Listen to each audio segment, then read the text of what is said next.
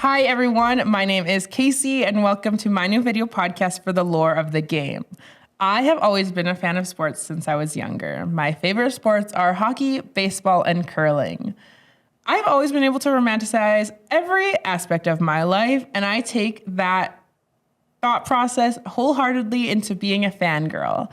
Being able to romanticize every moment that happens on the field or on the rink, watching these athletes live out their dreams in front of us and playing this sport that they've loved since they were kids just makes watching sports that much more special. I wanted to create this video podcast to take a look at those special moments that go a little bit more than beyond the field and just see what is happening in these athletes' lives while they're performing like this on the field or rink. I love watching baseball, hockey, and curling. My favorite players are Matt Duchene, Tyler Seguin, Joe Pavelski, and I love in baseball, Kike Hernandez, Kevin Biggio, Chris Bassett, Dalton Varsho, Kevin Gausman, and Tyler Glasnow. My favorite teams are the Dodgers and the Blue Jays, and in hockey, I love the Stars and the Canucks and the Leafs, but we'll get back to that later.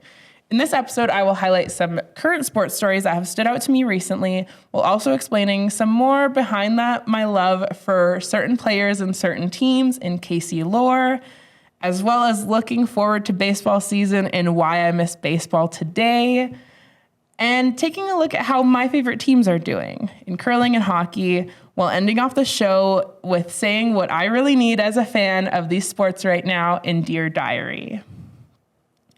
So I'm sure you're wondering why I listed the most random handful of players as my favorite players. Matt Duchene has been my favorite hockey player since 2009, and let's take a little bit more look into that with Casey lore. Matt Duchene is from Haliburton, Ontario, and was born January 16th, 1991, making him a Capricorn. He was drafted in 2009 by the Colorado Avalanche. In 2009, I was 14 years old, very impressionable, very obsessive. Nothing has really changed. I deemed him my favorite hockey player instantly. Hockey was a lot less accessible back then, but I would take what I could in clips from Sportsnet and highlights and clips from Tumblr, of course, because who wasn't on Tumblr in 2009? At one point in grade 10, my plan B was to move to Colorado and become a bartender. I literally wrote that down and handed it in to my planning teacher. I'm surprised I didn't get a call home from that. Fast forward 10 years, Matt Duchene has had some pit stops in Columbus and Ottawa, and he's now playing for the Dallas Stars. But right before that, he played for the Nashville Predators, and it seemed like a perfect fit for him as an aspiring country singer. In early 2020, I texted my longtime hockey bestie, Brianna, and told her we're going to go to Vancouver and see the Nashville Predators play and try and meet the Nashville Predators and Matt Duchene. I know that sounds crazy, but I just needed it at that moment. The day went so perfect, in my mind at least, maybe not Brianna's, but in my mind it went perfect. Matt was one of the first players out. I met him, and it was so perfect, you guys. I can't even think about it that much. I just might start to cry. I was able to give him a letter I wrote, and I was embarrassed, and I cried as the bus drove away to Rogers Arena. I can't believe I had met my favorite player after over 10 years. That night at the game, he tossed me a puck because of my sign, and I also got to meet Ryan Johansson and Roman Josi that day too. In November 2021, I made a sign asking Matt for a hockey stick from him, and he, of course, signs one and tosses it to me. Literally, I remember that day so well. The one other Nashville fan yelled, "I think he's giving you a stick," and it went so perfectly. In summer of 2023, Matt Duchene was bought out from his Predators contract, which was heartbreaking news because he seemed like such a perfect fit there. And no, because when you are bought out by the contract, it literally means they are paying you not to play there. Free agency started on July 1st. I am prepared to create a new favorite team. Wherever Matt Duchene goes, that would be my new favorite team. But luckily enough, I didn't have to wait long, and Matt Duchene signed with the Dallas Stars on the first day of free agency, and the Dallas Stars were my other favorite team, so it genuinely just seemed like fate. I bought a jersey as soon as I possibly could, and I was so excited that my favorite player signed with my other favorite team. Again, it seemed very fateful. I've since met Matt Duchene twice more, gotten one more stick from him, did a whole university presentation on him that I was able to tell him about, and have seen him play 7 times. I have actually almost ran out of sign ideas for him. The last time I saw him play here in Calgary, he drew out a star for me, and I hope to get that as a tattoo one day to represent the Stars and how much Matt Duchene means to me. All of these are such embarrassing moments, of course, but I wouldn't trade anything in the world for these moments that I've had shared with him.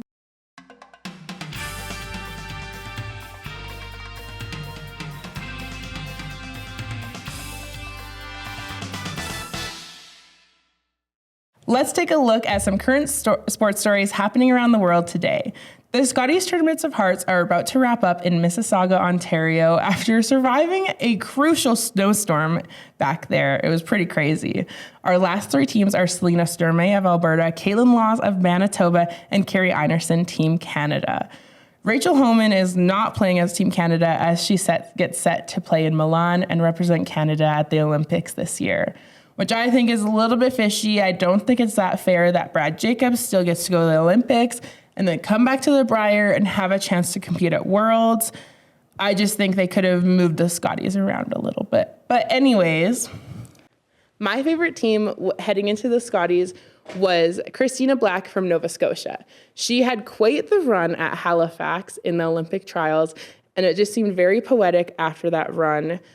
While in Halifax for the Olympic trials, we lost curling legend Colleen Jones. And it just seems so perfect and poetic that Christina Black made such an insane run at the Olympic trials and was almost able to represent Canada at the Olympics. But after falling 2-0 against the Homan Empire, Rachel Homan, of course, gets to don the maple leaf, which I think is our best chance in Milan. But it just seemed so special that Christina Black was there representing Nova Scotia so magically. In the past Scotties this past week, we've had 2 Nova Scotian teams represented to their full potential, both making playoffs. And the last time there was 2 Nova Scotian teams in the playoffs was when Colleen Jones was representing Canada in 2005, 21 years ago. So it just, again, seems very poetic and magical and meant to be that Nova Scotia is getting represented so well at this year's Scotties.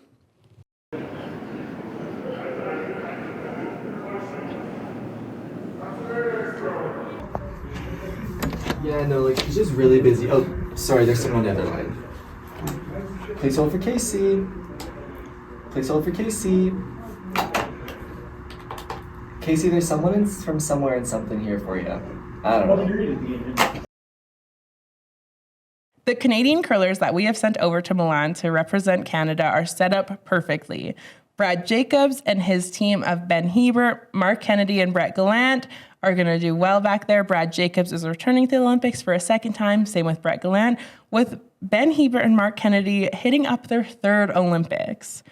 Rachel Homan is going on behalf of the women's with Emma Miskew, Sarah Wilkes, and Tracy Fleury, and they have been the Homan Empire for a multitude of reasons, and I can't wait to see them do so well at the Olympics and hold up that empire at the Olympics. For our mixed doubles, we have Brett Gallant and Jocelyn Peterman. Brett Gallant has quite a busy 2 weeks ahead of him, competing in the mixed doubles, then the men's, but they won perfectly the nationals last year, so they are set up pretty well to represent Canada at the Olympics. Okay, so I just went into Tim Hortons today, and they have these new Team Canada hockey cards, and I, of course, had to get 2 packs. So let's see. Joe Sakic. It's a pretty decent one. Oh, this one's cool. Gold medalist, Marty St. Louis. And then it just has a little...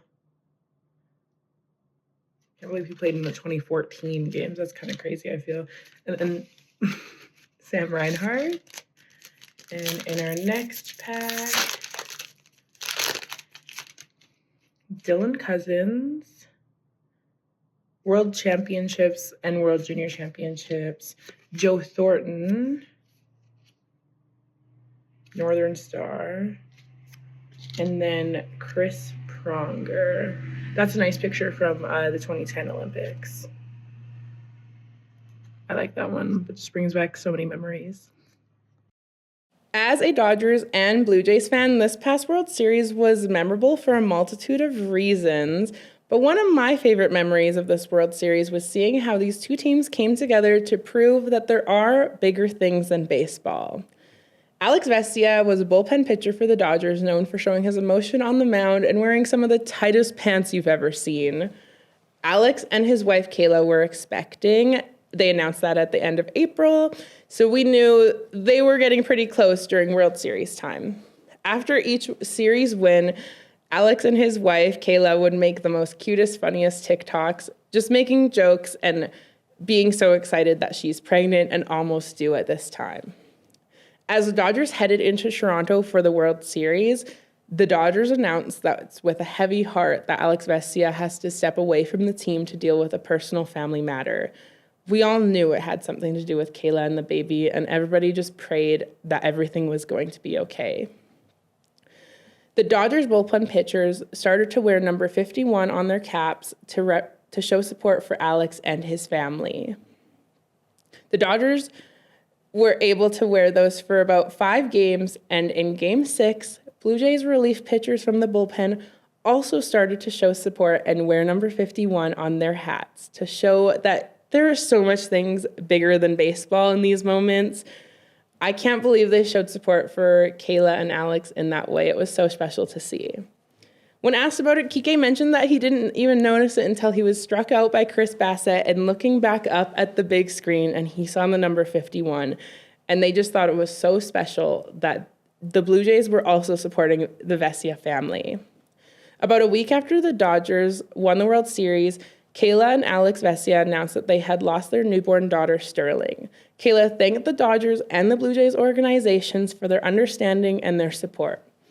Kayla has since started to post back on social media and has gotten so much support and love from her fans.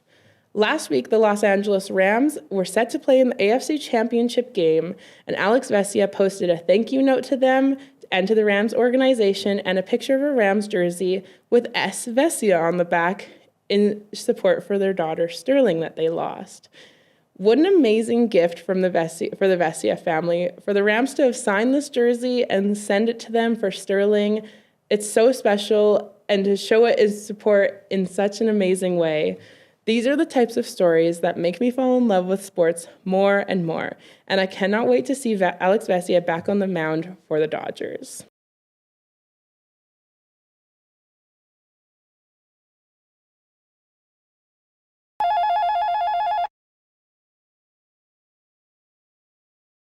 I am assuming that everyone misses baseball the way that I do. We are nearly 2 weeks out from pitchers and catchers reporting to spring training, and I cannot be more excited. I was asked the other day, why am I so into baseball? Especially because I just really got into it in the last few seasons and really started loving the Dodgers and Blue Jays in the last 2 seasons. And crazy that in these last 2 seasons, the Dodgers have won the World Series seems kind of like fate. But I just can't, it's just so close to watching magic on that field. I can't even explain like what baseball means to me. It's also just on all the time and gets you through those long, hot summer days in such a special way. Back in summer of 2024, I had 2 Blue Jays jerseys on their way to my place, getting shipped from China, of course. And then I remember getting the text from my Blue Jays bestie, Jenna, saying that Cavan Biggio has been DFA'd. What does DFA'd mean? I had the same question. It means technically they want him to report down to the minors, but Cavan wants to see if any other team will pick him up.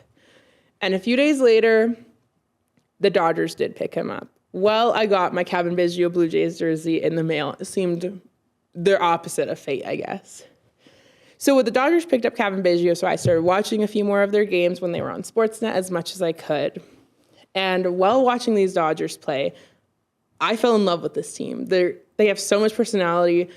I saw my new favorite player in Kike Hernandez and instantly fell in love. Kevin got quite a bit of playing time since Freddie Freeman was off for a bit. And unfortunately, as soon as Freddie Freeman returned, Kevin Biggio was DFA'd by the Dodgers and a few other teams since then. He's kind of MIA right now, but we just hope he signs with another team. Kike Hernandez was my favorite player. I fell in love with the Dodgers in 2024. It was crazy. They went on this insane World Series run. I love this team so much. This past season, I need to go see them when they play in Seattle. Thankfully, they play at the end of September, and I buy tickets as soon as I can. I buy tickets as soon as I can afford them, actually. And I was able to go and see the Dodgers play 2 times in Seattle on the Friday night and Saturday night game. On the Friday night game, I line up with my signs and everything, and I check the social medias to see who's playing, and Kike is starting, which is not a regular thing for Kike to do, so I was very excited I was going to be there for him to start.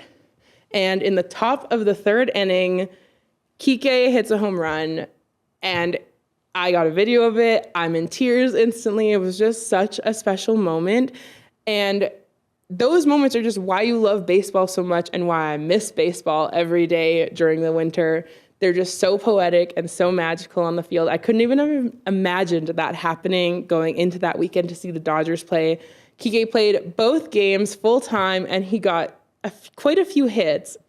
So it was just so special to be able to see him and the Dodgers play and beat Seattle. Now it's time to write down some of my fangirl feelings. Dear Diary, Dear Dodgers, I really need Kike to be re-signed because, WTF,